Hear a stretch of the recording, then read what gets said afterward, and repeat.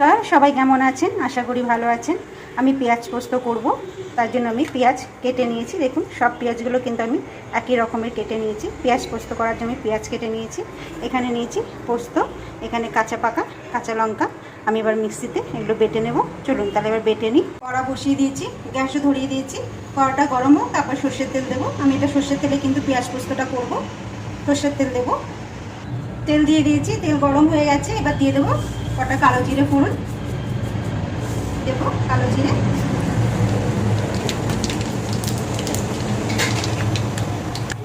দেবো, দুটো তেজপাতা,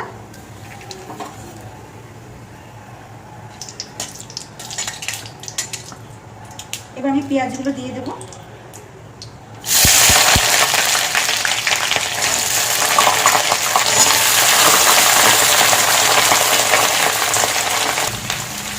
পেঁয়াজগুলো একটু ভালো করে ভেজে নেবো আমি।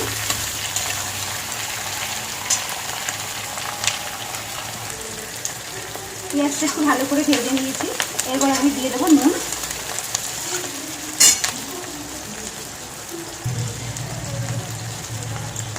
স্বাদ মতো নুন দিয়ে দেবো।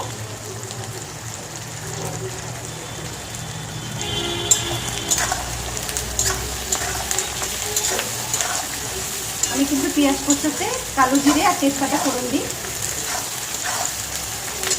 আর একটু ভেজে নেবো। এবার হলুদ দিয়ে দেবো, হলুদ,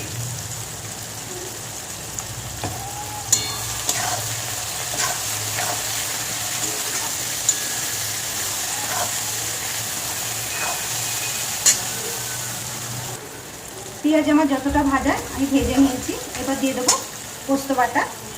এর মধ্যে আমি 4টে কাঁচা লঙ্কা দিয়েছি পাকা, দিয়ে আমি পেস্ট করে নিয়েছি।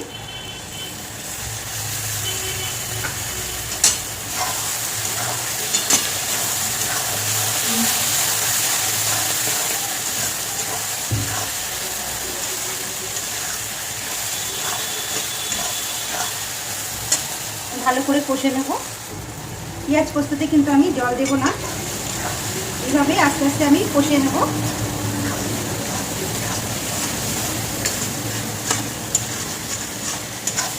আমি এখন লঙ্কাটা কম দিলাম, কেন আমার ছেলের বউ ঝাল কম খায়। ওদের জন্য তুলে রেখে তারপরে আমাদের জন্য পেস্ট করে রেখেছি লঙ্কা বাটা, ওটা দেবো।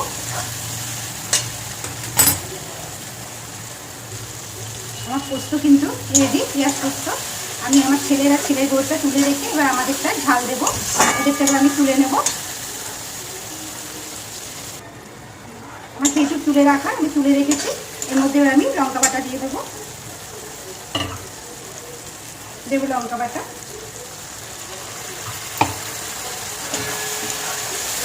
পেঁয়াজও মিষ্টি, পোস্তও মিষ্টি। তো আমাদের একটু ঝাল না দিলে কিন্তু ভালো লাগে না, আমরা একটু ঝাল খাই। ছেলে আগে খুব ঝাল খেত, এখন ঝাল বেশি খেতে পারে না, ও এখন ঝাল কম খায়। একটু কষে নেবো লঙ্কাটা দিয়ে। আমার পেঁয়াজ পোস্ত কিন্তু রেডি।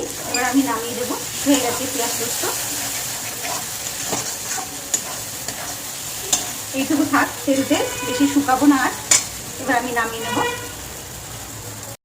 পেঁয়াজ পোস্ত আমি নামিয়ে নিয়েছি। এই দেখুন, তেল ভাসছে পেঁয়াজ থেকে। ব্যাস, আজ এই পর্যন্ত। সবাই ভালো থাকবেন, সুস্থ থাকবেন। ভালো লাগলে একটা লাইক দিয়ে দেবেন। আবার সবাই দেখা হবে।